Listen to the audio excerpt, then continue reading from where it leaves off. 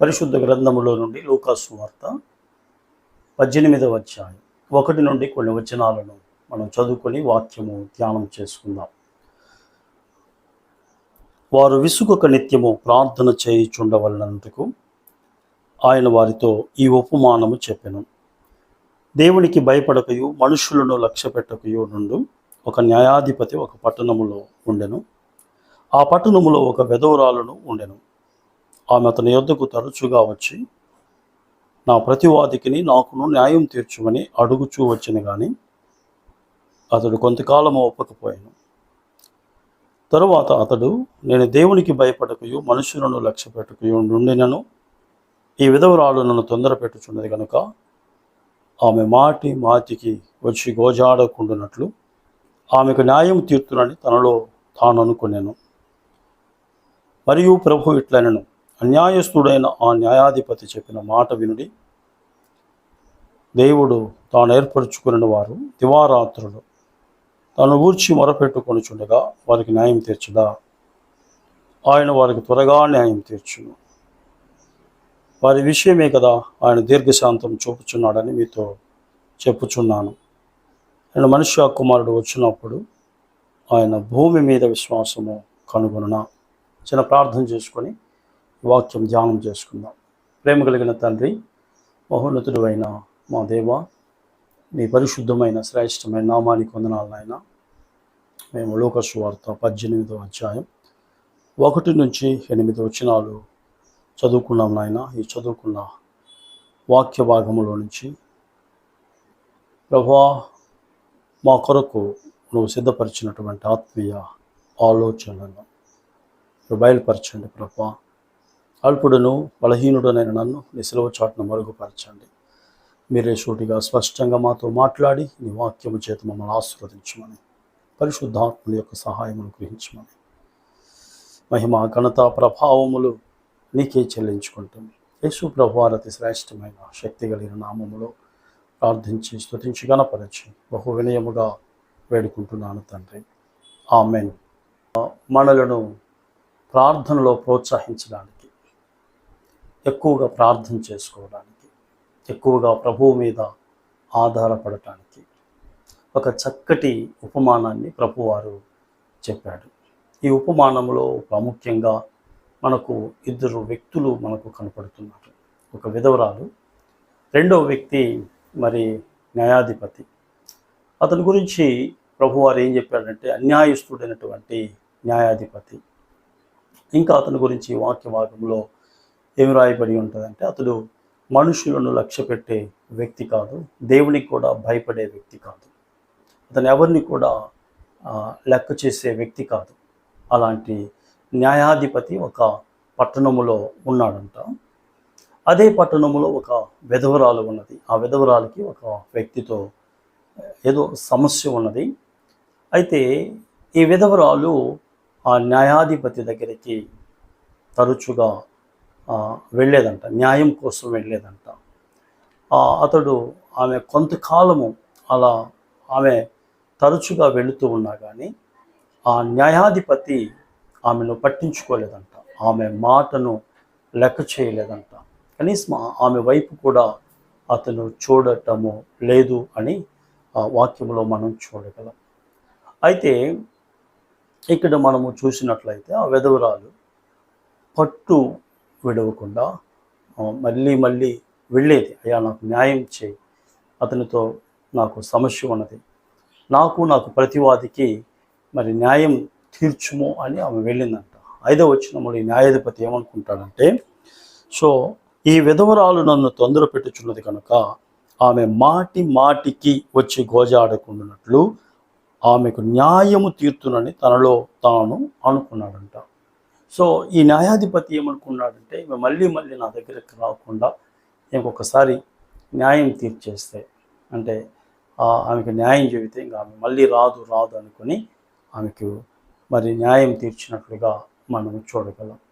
So ప్రభువారు ఈ యొక్క అద్భుతమైనటువంటి ఉపమానాన్ని ఆయన పిల్లలమైనటువంటి మనకు ఎందుకు చెప్తున్నాడంటే, దీంట్లో మనము కొన్ని ఆత్మీయ పాఠాలను నేర్చుకోవాలి. ఈ ఉపమానంలో ఉన్నటువంటి భావాన్ని మనం అర్థం చేసుకున్నట్లయితే మనం ప్రార్థన చేయకుండా ఉండలేము. అసలు మనము ప్రార్థన పట్ల మనకు ఆసక్తి పెరుగుతుంది, శ్రద్ధ పెరుగుతుంది, ప్రార్థన చేసుకోవడానికి ఆరాట పడతాం అన్నమాట. సో ఈ ఉపమానములో ఉన్నటువంటి భావము అలాంటిది. సో ఇప్పుడు మనము ప్రభువారు చెప్పినటువంటి ఈ ఉపమానాన్ని మనము ఒక్కొక్కటిగా ధ్యానం చేసుకుందాం, మనం అర్థం చేసుకోవడానికి ప్రయత్నం చేద్దాం. ఇక్కడ మనము చూసినట్లయితే ఆ రోజులలో ఈ రోజుల్లో ఉన్నట్లుగా కోర్టులు, న్యాయస్థానాలు ఉండేవి కావు. అందుకనే ఆ రోజులలో ఈ న్యాయాధిపతులు, ఈ జడ్జెస్ కానీ, లాయర్స్ కానీ ఏం చేసేవాళ్ళంటే వాళ్ళే ఆ యొక్క ఒక్కొక్క టౌన్కు, ఒక్కొక్క గ్రామానికి వెళ్ళి అక్కడ టెంట్ వేసుకొని కూర్చుంటారు. అప్పుడు ఆ ఊర్లో ఎవరికైనా ఏదైనా సమస్య ఉన్నట్లయితే మరి వాళ్ళ దృష్టికి తీసుకొస్తారు. సో అప్పుడు చాలామంది వారి సమస్యలతో వారి దగ్గరికి వస్తారు. అయితే వాళ్ళల్లో ఎవరైతే ఆ న్యాయాధిపతులకు కొంచెం లంచము ఇస్తారో వారికి చాలా త్వరగా న్యాయం తీర్చి వారి సమస్యను పరిష్కరించి పంపిస్తూ ఉంటారు. అయితే ఈమె గురించి మనము ఏం చదువుతున్నామంటే 5వ వచనంలో మనం ఏం చదువుతున్నాము, 4వ వచనంలో మనం ఏం చదువుతున్నాము, అతడు కొంతకాలము ఒప్పకపోయెను. ఆమె చాలా రోజుల నుంచి వస్తూ ఉన్నది న్యాయం కోసము. అయితే ఆ న్యాయాధిపతి కనీసం ఈమెను పట్టించుకోవటం లేదు. ఈమె ఏ సమస్యతో వస్తుందో కూడా అతనికి అవగాహన లేదు, అస్సలు ఒప్పుకోవటం లేదు. సో అయితే ఇక్కడ మనము చూసినట్లయితే ఈ న్యాయాధిపతి ఎందుకు ఆమెను లెక్క చేయలేదు అని మనం గమనించినట్లయితే దానికి మనకు ఈ వాక్యము ద్వారా 3 కారణాలు మనకు కనపడతాయి. ఒకటి, ఆమె స్త్రీ. సో ఆ రోజులలో స్త్రీలను పెద్దగా పట్టించుకోరు, లెక్క చేయరు, స్త్రీని చాలా చిన్న చూపు చూస్తూ ఉంటారు. రెండవదిగా మనము చూసినట్లయితే ఆమె విధవరాలు అని వ్రాయబడి ఉన్నది, భర్త లేడు. విధవరాలను కూడా చిన్న చూపు చూస్తూ ఉంటారు. భర్త కానీ చనిపోతే ఆనాటి సమాజం, ఈ రోజుల్లో కూడా మనము అదే చూడగలం. ఆనాటి సమాజం ముఖ్యంగా విధవరాలను చాలా చిన్న చూపు చూసేవారు. మూడవదిగా మనము చూసినట్లయితే ఈమె పేదరాలు, ఆమె ధనవంతురాలు కాదు. బహుశా ఆమె ధనవంతురాలై ఉండి, ఆమె స్త్రీ అయినా లేకపోతే ఆమె విధవరాలైనా, ఆమె దగ్గర కానీ ధనం ఉంటే కొంత లంచము కానీ ఆ న్యాయాధిపతికి ఇచ్చినట్లయితే వెంటనే ఆమె సమస్యకు పరిష్కారము దొరికేది. సో ఆమె లంచము ఇవ్వలేనటువంటి పరిస్థితిలో ఉన్నది. దానికి కారణం ఏంటంటే ఆమె పేదరాలుగా మనము చూస్తూ ఉన్నాం. అందుకని కానీ ఆమెకు ఇన్ని ప్రతికూలమైనటువంటి పరిస్థితులు ఉన్నా కానీ ఆమె ఏమాత్రము కూడా నిరాశపడలేదు. సో నేను వెళ్ళినా కానీ ఆయన పట్టించుకోవటం లేదు కదా, నేను ఎందుకులే వెళ్ళటం అనుకోలేదు. లేకపోతే ఆమె సరేలే అనుకోలేదు. ఆమె దేవుని వాక్యం సెలవిస్తూ ఉన్నది, ఆమె పదే పదే మరి వెళ్ళినట్లుగా, మాటి మాటికి ఆమె వెళ్ళినట్లుగా మనము ఈ వాక్య భాగములో మనము చూస్తూ ఉన్నాం. ఈ వాక్య భాగంలో మనం అది గమనిస్తూ ఉన్నాం. 5వ వచనంలో ఏమంటాడు, ఈ విధవరాలు నన్ను తొందర పెట్టుచున్నది కనుక ఆమె మాటి మాటికి వచ్చి గోజాడకుండునట్లు, ఆమె మాటి మాటిగా న్యాయాధిపతి దగ్గరికి వెళ్ళి ఆమె బతిమిలాడుకుండేదంట, గోజాడేదంట్లా. కానీ అతనికి కనికిరము పుట్టలేదు చాలా కాలము వరకు. సో ఆమె అలా వదిలిపెట్టకుండా తరచుగా వెళ్ళింది. సో అతనికి ఎక్కడో కొంచెము జాలి కలిగిందంట, అతనికి కనికిరం పుట్టింది, ఈమెకు న్యాయం తీర్చాలి అని అతనికి ఒక మంచి మనస్సు వచ్చినట్లుగా మనము చూస్తూ ఉన్నాం. ప్రభువారు మరి ఈ ఉపమానాన్ని ఎందుకు చెప్తున్నాడంటే మరి ప్రార్థనలో మనలను ప్రోత్సహించడానికి ప్రభువారి చక్కటి ఉపమానాన్ని చెప్పుచున్నట్లుగా మనము చూస్తూ ఉన్నాం. కానీ ఇక్కడ ఈ ఉపమానం మనము బాగా అర్థం చేసుకోవాలంటే ప్రభు ఈ ఉపమానము ద్వారా ఏమి చెప్పుచున్నాడో మనకు అర్థం కావాలంటే వ్యక్తులకు మనకు ఉన్నటువంటి ఆ తేడాను మనం అర్థం చేసుకోవాలి. ఆ తేడాను, ఆ వ్యత్యాసములను మనము బాగా అర్థం చేసుకోవాలి, గ్రహించాలి. అప్పుడే ఈ ఈ మన మన యొక్క విలువ ఏంటో మనకు అర్థమవుతుంది. మన ప్రభువారు ఎంత మంచివాడో, ఎంత ఉత్తముడో మనకు అర్థమవుతూ ఉంది. అప్పుడు మనం ఆయనతో మాట్లాడకుండా ఉండలేం. మనం ఎప్పుడెప్పుడు ఆయనతో మాట్లాడాలని తహతహలాడుతూ ఉంటాం. కనుక అది చాలా ప్రాముఖ్యం. ఈ వ్యక్తులకి మనకు ఉన్నటువంటి వ్యత్యాసం, ఈ యొక్క ఉపమానంలో ఉన్న న్యాయాధిపతికి ప్రభువారికి ఉన్నటువంటి ఆ వ్యత్యాసాలు మనము గ్రహించాలి, మనం అర్థం చేసుకోవాలి. అప్పుడే మనకు ఈ ఉపమానంలో ఉన్నటువంటి భావము మనకు బాగా అర్థమవుతూ ఉంది. ఇక్కడ మనము చూసినట్లయితే ఈ ఉపమానములో మనము చూసినట్లయితే ఆమె సంప్రదించినటువంటి ఆ యొక్క న్యాయాధిపతి ఎవరంట? అన్యాయస్తుడు అని వ్రాయబడి ఉంటుంది. ప్రభువారు 6వ వచనంలో ఏమంటాడు? మరియు ప్రభు ఎట్లనెను, అన్యాయస్తుడైన ఆ న్యాయాధిపతి అని మనం చదువుతున్నాం. అతను అన్యాయస్తుడు అంటే అతను ధనికులకు ఒక న్యాయం, పేదవారికి ఒక న్యాయం, పురుషులకి ఒక న్యాయం, మరి స్త్రీలకు ఒక న్యాయం, అదే రీతిగా మరి అన్నీ ఉన్నవారికి ఒక న్యాయం, అన్నీ కోల్పోయినటువంటి వారికి ఒక న్యాయం. కనుకనే ప్రభువారు ఇతని గురించి ఏమన్నాడంటే, ఇతడు అన్యాయస్తుడైనటువంటి న్యాయాధిపతి అన్నాడు. ఆమె ఎవరి దగ్గరికి వెళ్ళిందంటే అన్యాయస్తుడైనటువంటి న్యాయాధిపతి దగ్గరికి వెళ్ళింది. కానీ ప్రార్థన చేసుకోవడానికి మనము ఎవరి దగ్గరికి వెళ్తున్నామో? మనం న్యాయాధిపతి దగ్గరికి వెళ్ళటం లేదు. లేకపోతే ఇలాంటి అన్యాయస్తుడైన న్యాయాధిపతికి మనము మొరపెట్టడం లేదు. మనము ఎవరికి మొరపెడుతున్నామంటే మనము పరలోకపు తండ్రికి మొరపెడుతున్నాం. అందుకని మత్తయి సువార్త 6వ అధ్యాయం 9వ వచనంలో మనం ఒక మాట చదువుతాం. కాబట్టి మీరు ఇలాగు ప్రార్థన చేయుడి, పరలోకమందున్న మా తండ్రి, నీ నామము పరిశుద్ధ పరచబడు గాక, నీ రాజ్యము వచ్చుగాక, నీ చిత్తము పరలోకమందు నెరవేరునట్లు భూమి యందును నెరవేరును గాక. ఈ వాక్య భాగంలో మనం ఏం చదువుతున్నామంటే పరలోకమందున్న మా తండ్రి అని చదువుతున్నాం. మనం ఎవరికి ప్రార్థన చేస్తున్నామంటే తండ్రికి ప్రార్థన చేస్తున్నాం. కొరింథీయులకు రాసిన మొదటి పత్రిక 8వ అధ్యాయం 6వ వచనంలో ఈ మాట చదువుతాం. ఆకాశమందైనను భూమి మీదనైనను దేవతలనబడినవి ఉన్నను మనకు ఒక్కడే దేవుడున్నాడు, ఆయన తండ్రి. ఆయన ఎవరంటే ఆ దేవుడు మనకి, ఆ దేవుడు మనకు తండ్రి అయి ఉన్నాడు. రోమీయులకు రాసిన పత్రిక 8వ అధ్యాయం 15వ వచనంలో కూడా మనము మరొక అద్భుతమైన మాట చదువుతాం. ఏలయనగా మరలా భయపడుటకు మీరు దాస్యపు ఆత్మను పొందలేదు కానీ దత్తపుత్రాత్మను పొందితిరి. ఆ ఆత్మ కలిగిన వారమై మనము అబ్బా తండ్రి అని మొరపెట్టుచున్నాము. మనము సేవించుచున్నటువంటి దేవుడు మనకేమై ఉన్నాడంటే ఆయన మనకు తండ్రి అయి ఉన్నాడు.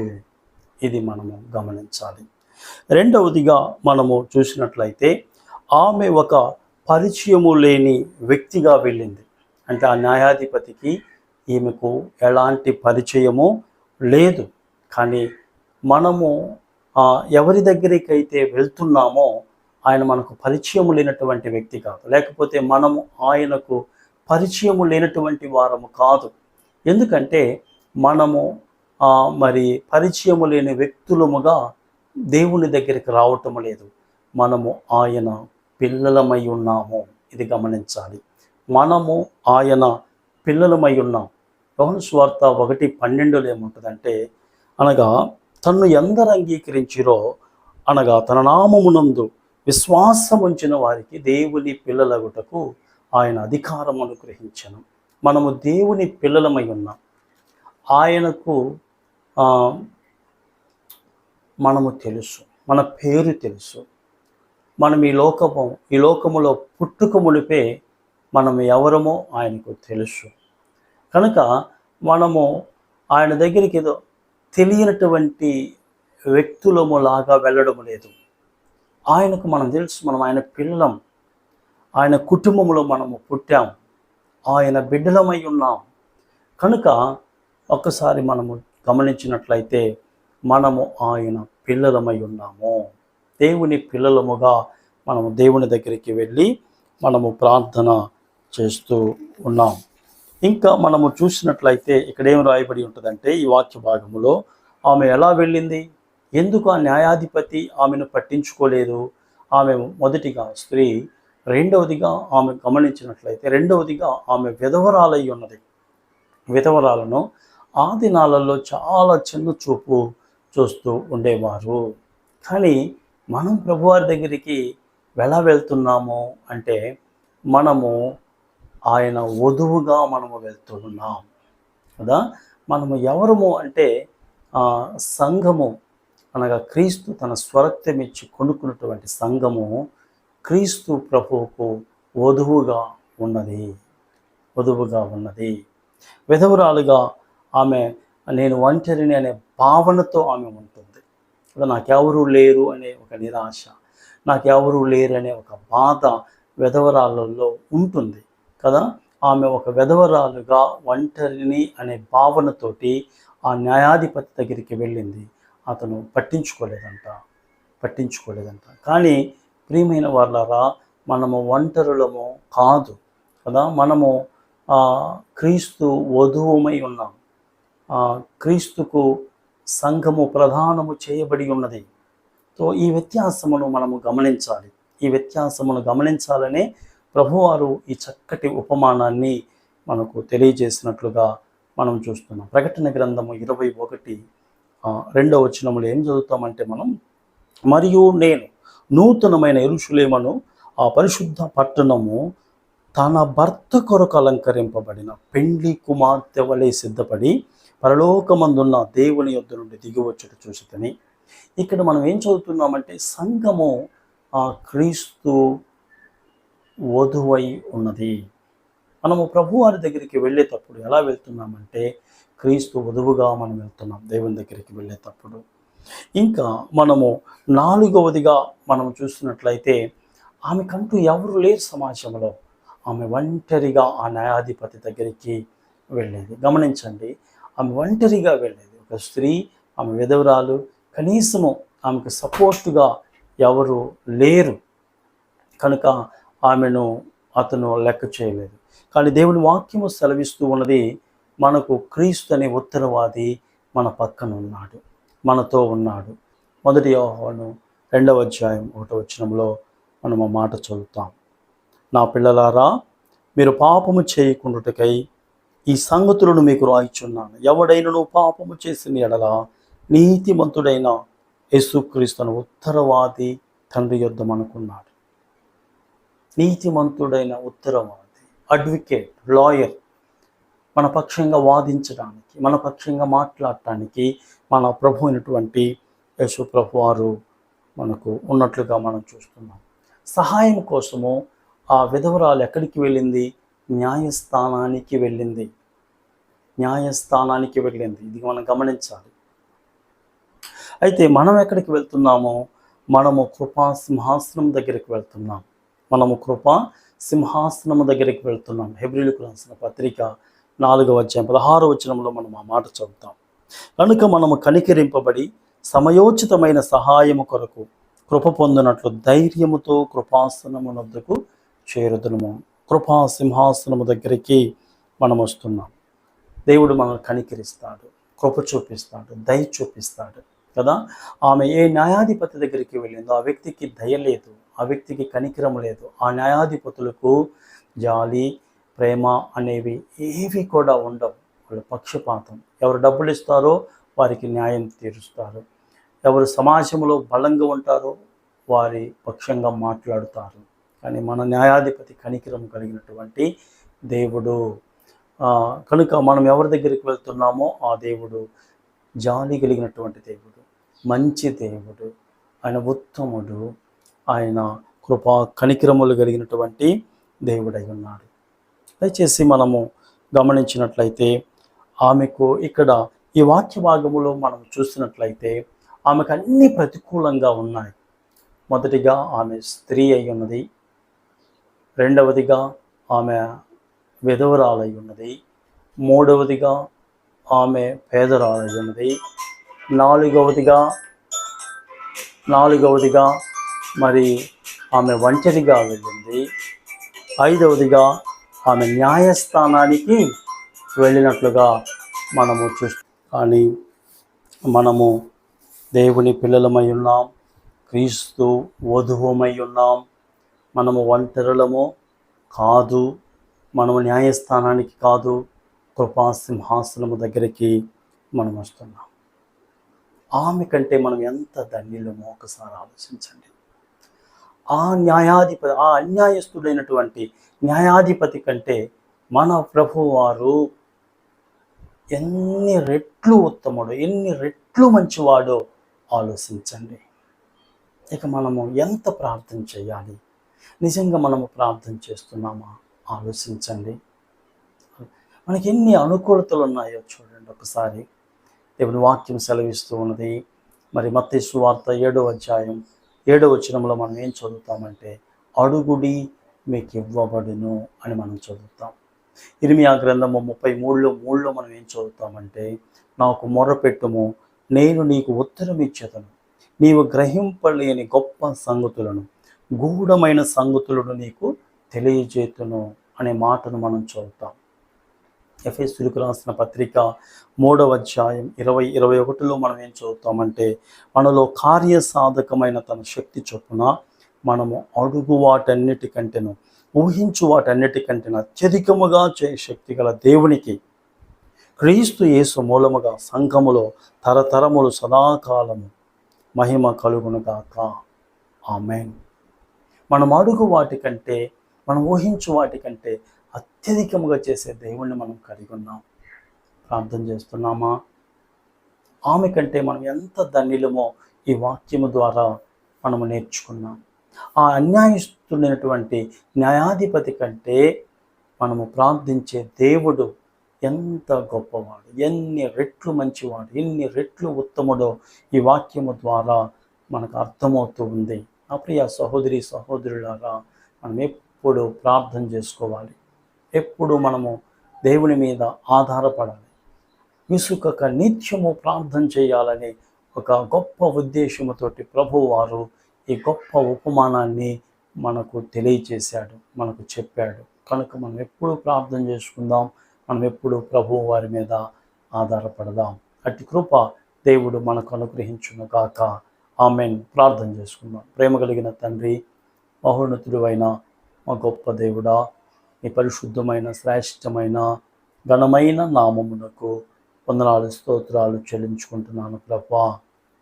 ప్రియ తండ్రి, గొప్ప దేవుడా, మేము చదువుకొని ధ్యానం చేసుకున్న వాక్యాన్ని మా హృదయాలలో నాటి ఫలింపచే ప్రభువా. వాక్యానుసారంగా జీవించే కృపను గ్రహించండి. ప్రియ తండ్రి, నాని వాక్యం వింటున్న ప్రతి ఒక్కరిని మీరు ఆశీర్వదించి దీవించమని మహిమ ఘనత ప్రభావములు నీకే చెల్లించుకుంటూ యేసుక్రీస్తు వారు అతి శ్రేష్టమైన శక్తి కలిగిన నామములు ప్రార్థించి స్తుతించి గణపరచి బహు వినయముగా వేడుకుంటున్నాను తండ్రి.